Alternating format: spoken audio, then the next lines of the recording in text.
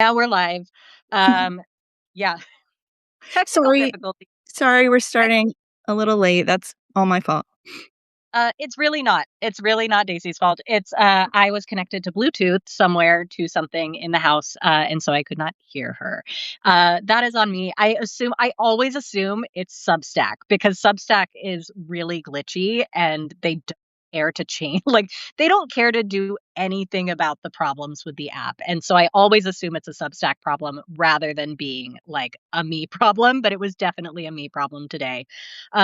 It's funny, before you got on here, I was playing with I had heard like they won't fix any of these things. Like we have to be on our phones rather than our desktops if we're the ones Mhm. starting live. But they put a touch up your appearance on the Substack lives Oh now. my But hold God. on. They Oh, didn't even do that well. It's like, what if we couldn't see your face? oh my goodness. Oh yeah, You know, let's value how we look Substack. Yeah, over if like what if we actual. blurred you? What if we couldn't see you? Will that help things? Incredible. Oh well, we're here now. Yes, yeah, and I'm so excited. I like that we're kind of coordinating right now with our Mhm. Yeah. colors. I mean, Mhm. it's hard not to coordinate with No, I you. see it. I see it. Lot It's got a lot of colors in it. Um, Yeah.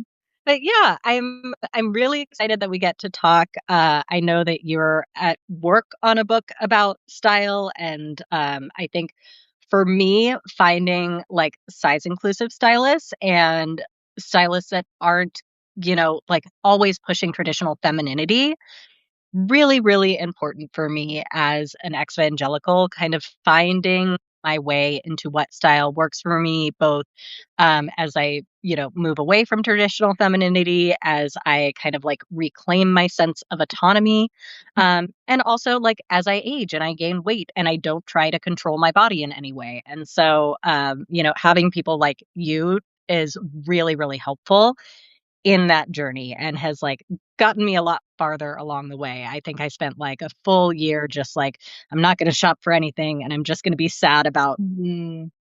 all the time. Mhm. Uh, Yeah. Well, I just wanna jump on that right away because, I did not come from a similar background to you.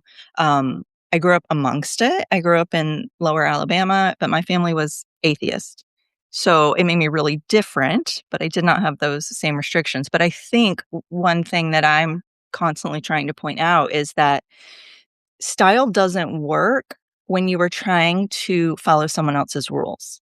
Right? And so your background is you were told everything, right? How to do everything, how to think, you know, anything you could possibly be doing, there was probably a rule for it. And so that is my whole goal is to be more of a style guide to people so that they can come up with these things like how you eventually obviously came up with what you believed about the world. But, we want to like look inside for what you want to wear and not for like external advice, not even mine. yeah. Yeah, and I think that's true. What I really like is that yours is not prescriptive. A lot of stylists are very prescriptive of like, you're going to do this kind of pant with this kind of top. And like, I'm first of all, I don't love buying new things. And so like most of my closet, everything that I've gotten for myself in the past couple of years has been thrifted. Yeah. And so like it doesn't work to be like, I'm going to buy that top and those pants because I do not want to like contribute to that.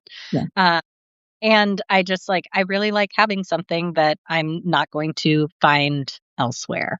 Um, but I think it's really helpful to think of style as like a guide rather than prescriptive, which also is what makes me feel like connected to your work. Because like you're right, everything was prescriptive.